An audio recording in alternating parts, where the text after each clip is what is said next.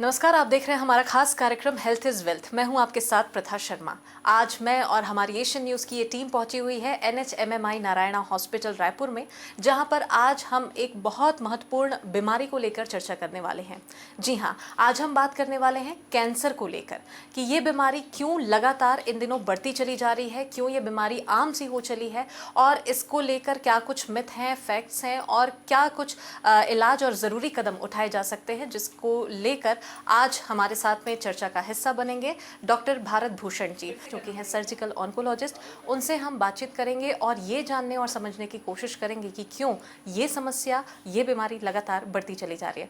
Doctor Bharat Bhushan ji, बहुत स्वागत है आपका। एशियन न्यूज़ के दर्शकों को मेरा नमस्कार। मैं doctor Bharat Bhushan cancer surgeon हूँ NHMMI हॉस्पिटल रायपुर में।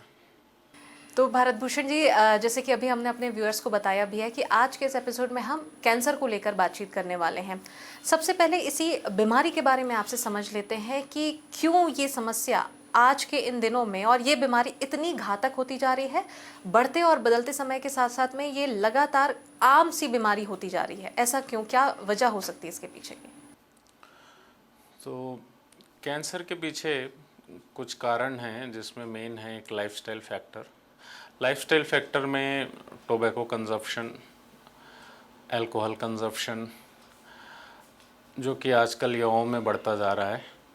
उसके अलावा कुछ लाइफस्टाइल फैक्टर जो अब आए हैं वो है सेडेंटरी लाइफस्टाइल। तो ज़्यादातर लोग बैठकर काम करते हैं और ऐसा फील्ड में मेहनत वाला काम नहीं करते हैं। तो सेडेंटरी लाइफस्टाइल भी कैंसर के रिस्क फैक्टर के रूप में उभर कर आया है, और जिससे शहरी क्षेत्र में लगभग सभी लोग पीड़ित हैं, समझ लीजिए, सेडेंटरी लाइफस्टाइल से। तो ये सब रिस्क फैक्टर हैं जो कि मॉडिफाइबल हैं और जिनका प्रभाव बढ़ता जा रहा है, इसलिए कैंसर की बीमारी बढ़ रही है। जी बिल्कुल, तो इस तरह से हमने ये तो समझा है कि कैंसर की बीमारी आखिर क्यों बढ़ती चली जा रही है। जब भी कैंसर की बात आती है तो लोगों के मन में डर सबसे पहले आता है। लोग ये सोचते हैं कि उन्हें किसी भी प्रकार की कोई बीमारी हो जाए, लेकिन कैंसर जैसी भयावह बीमारी उन्हें ना हो।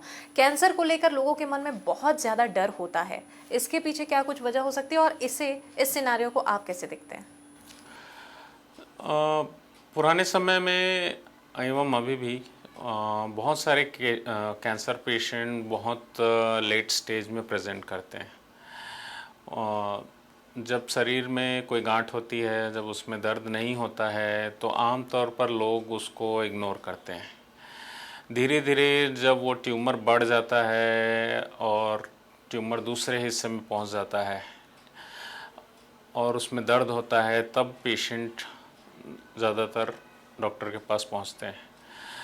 तो ज़्यादातर लोगों ने कैंसर का ट्रीटमेंट देखा हुआ है और बहुत सारे उससे डेथ भी हुई हैं।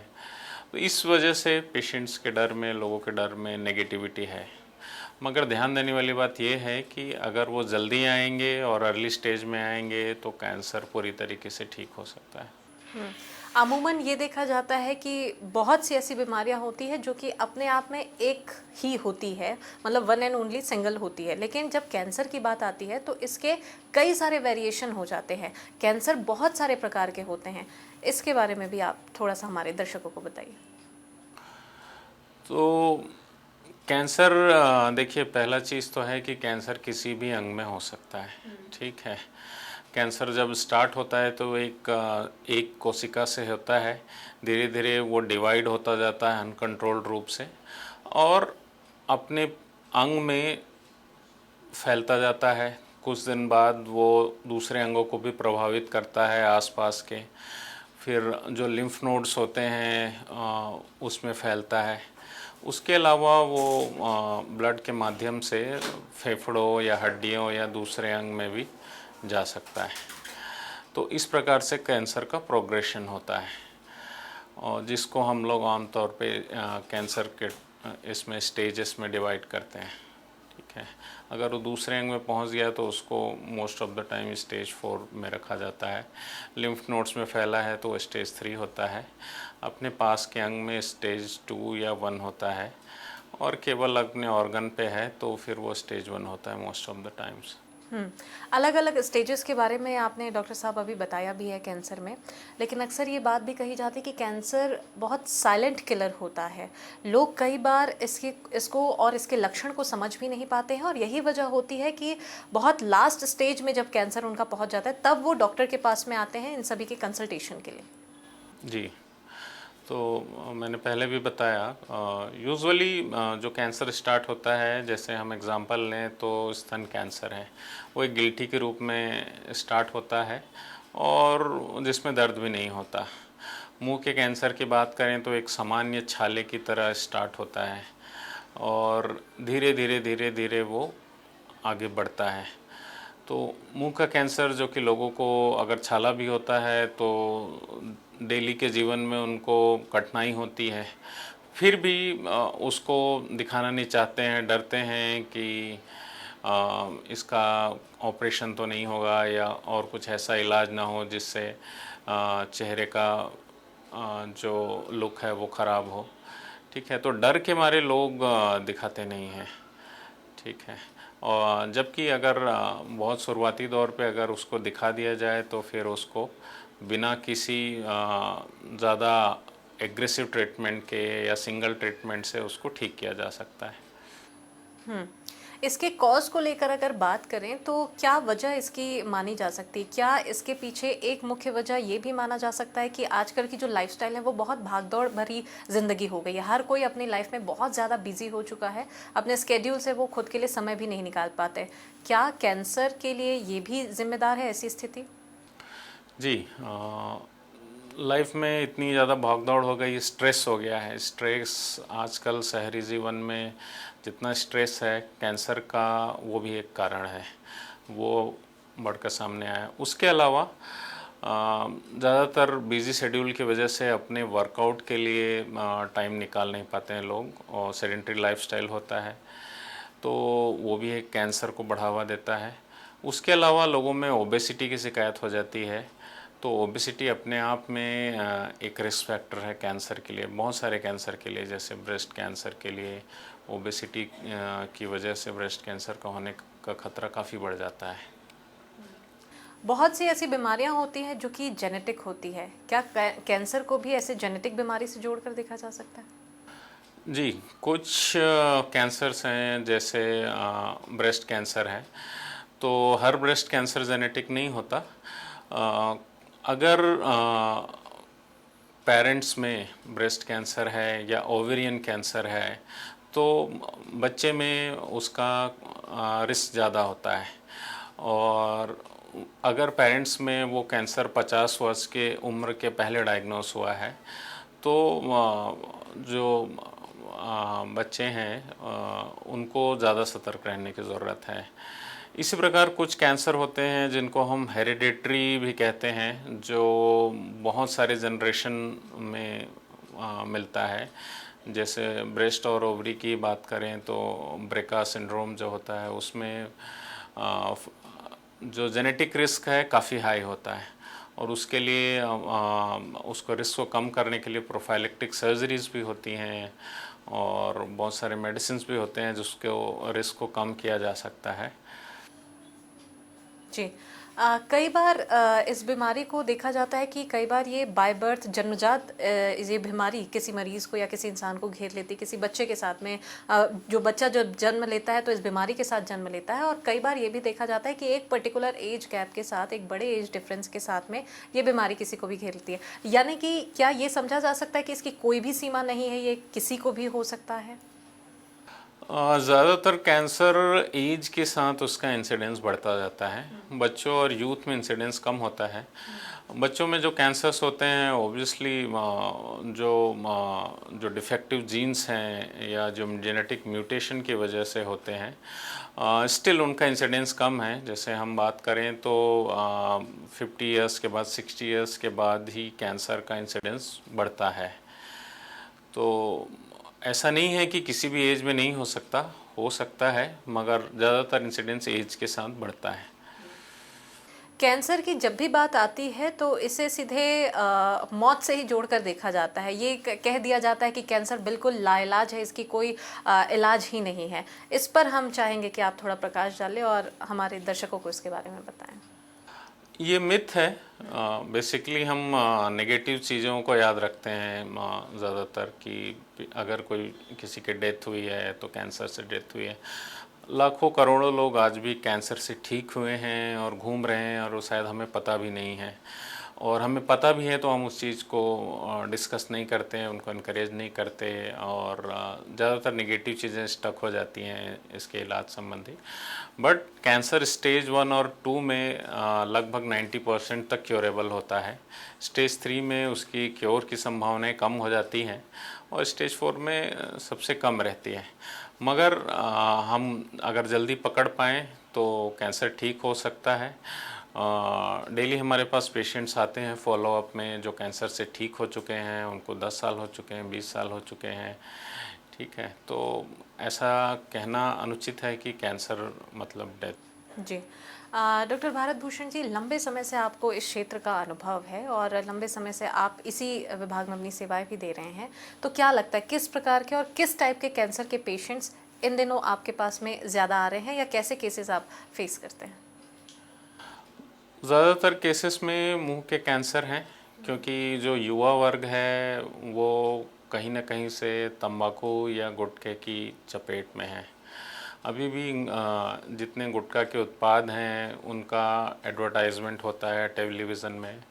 कहीं ना कहीं युवा वर्ग इन सब चीज़ों को ग्लैमर से एसोसिएट करता है और बहुत जल्दी ही गुटखे के प्रभाव में आ जाते हैं, ये जानते हुए भी कि इससे कैंसर होता है।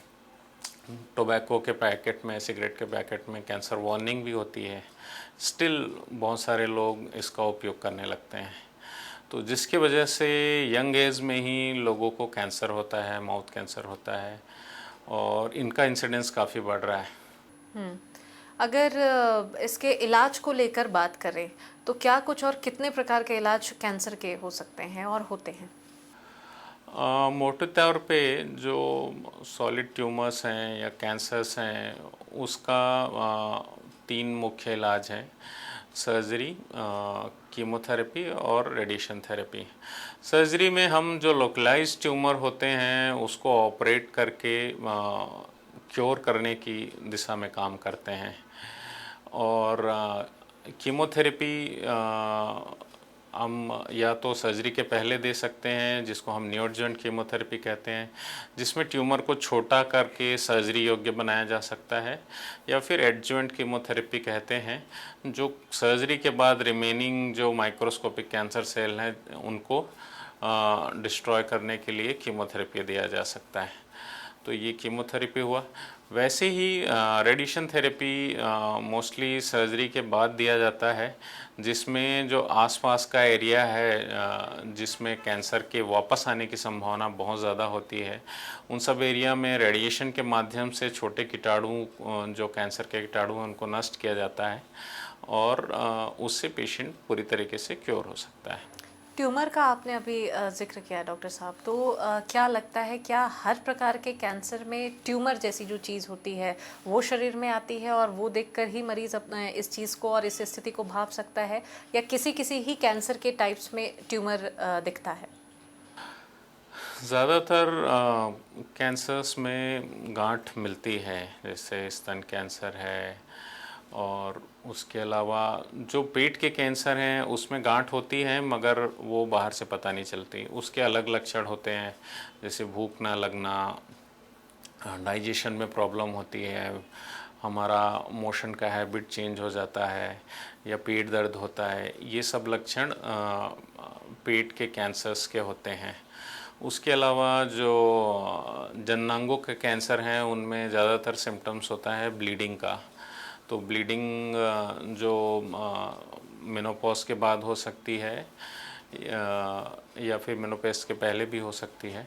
जो मासिक धर्म के बीच में ब्लीडिंग हो, ये सब कारण होते हैं, ये सब सिम्टम्स हो सकते हैं जननांगों के कैंसर के। और मुंह के कैंसर का मैंने बताया था कि मुंह में छाले होना एक आम सिम्टम है। उसके अलावा गले में गिल्टी हो सकती है, सेम थायराइड के कैंसर को थायराइड ग्लैंड में गांठ की तरह प्रेजेंट कर सकता है। और इसी प्रकार ब्लड कैंसर भी शरीर में अलग अलग जगह गिल्टियों की तरह प्रेजेंट कर सकता है। तो ये सब कॉमन लक्षण होते हैं।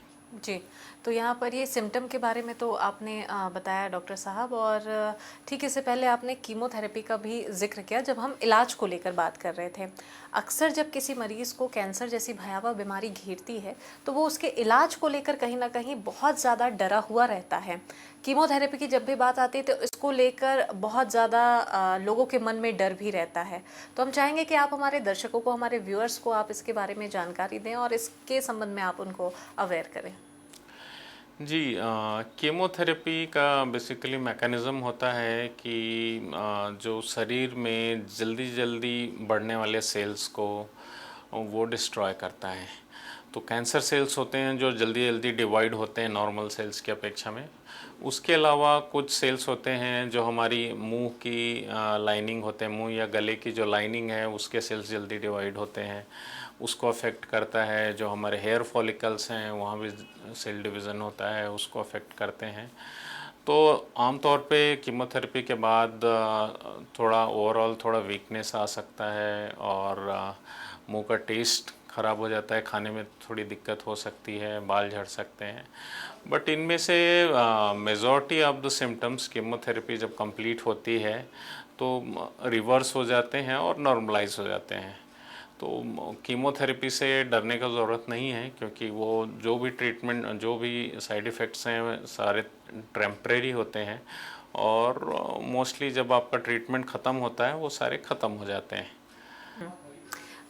ट्रीटमेंट को लेकर क्योंकि हम लगातार बात कर रहे हैं, जैसे कीमोथेरेपी हो गई या आपने इसके पहले रेडिएशन थेरेपी भी आपने बताई थी और आपने जिक्र किया था, क्या कैंसर के शुरुआती लक्षणों के साथ ही ये थेरेपीज बतौर इलाज शुरू हो जाती है या शुरुआत में दवाइयों का सहारा लेकर भी इसे ख़त्म किया जा सकता है? जी, जैसे अगर बहुत अर्ली स्टेज में आते हैं तो केवल सर्जरी से ही उनका ट्रीटमेंट हो सकता है, उनको आगे कीमोथेरेपी की ज़रूरत नहीं पड़ती। उसके अलावा कुछ केसेस में ज़रूरी नहीं कि कीमोथेरेपी नस से दिया जाए, वो मुंह से खाने की गोलियां भी होती हैं। उसके अलावा अलग अलग ट्रीटमेंट और भी अवेलेबल हैं, जैसे इम्यूनोथेरेपी है जिसमें बॉडी की इम्यून सिस्टम को बढ़ाया जाता है ताकि वो कैंसर सेल्स को डिस्ट्रॉय कर सकें। उसके अलावा टारगेटेड थेरेपी है जिसमें जो कैंसर का जो जेनेटिक म्यूटेशन है, हर कैंसर अपने आप में अलग अलग उसमें म्यूटेशन होता है, तो पर्टिकुलर म्यूटेशन को आइडेंटिफाई करके उसके अगेंस्ट जो ड्रग एक्टिंग है उसको दिया जाता है, तो उससे उसका ट्रीटमेंट एफिकेसी बढ़ जाता है, दूसरा साइड इफ़ेक्ट्स कम होते हैं। तो ये सब न्यू एडवांसमेंट हो रहे हैं कैंसर ट्रीटमेंट में। कैंसर के टाइप्स को लेकर जब हमने कुछ देर पहले चर्चा की थी डॉक्टर साहब, तो ये तो बात निकल कर सामने आई थी कि कैंसर के बहुत सारे टाइप्स होते हैं, बहुत सारे वेरिएशन होते हैं जो किसी भी एज ग्रुप में हो सकते हैं। लेकिन अगर इलाज की अगर बात करें तो अगर किसी बच्चे को ये बीमारी होती है और अगर किसी बड़े को ये बीमारी होती है तो दोनों के इलाज में कितना डिफरेंस होता है, या एक ही प्रकार से इलाज हर एक एज ग्रुप में होता है कैंसर को लेकर?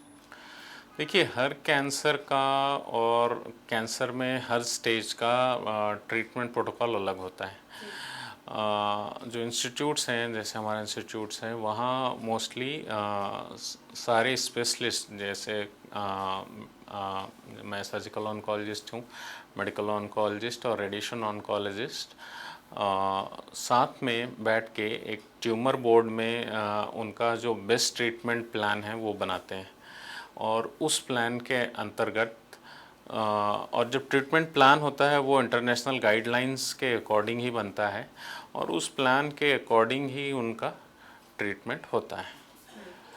तो जो कि डिफ़र करता है बहुत सारी चीज़ों में। पहला तो ट्यूमर कौन सा है, उसका क्या स्टेज है, कौन सा टाइप का है, उसके बायोमार्कर्स क्या हैं।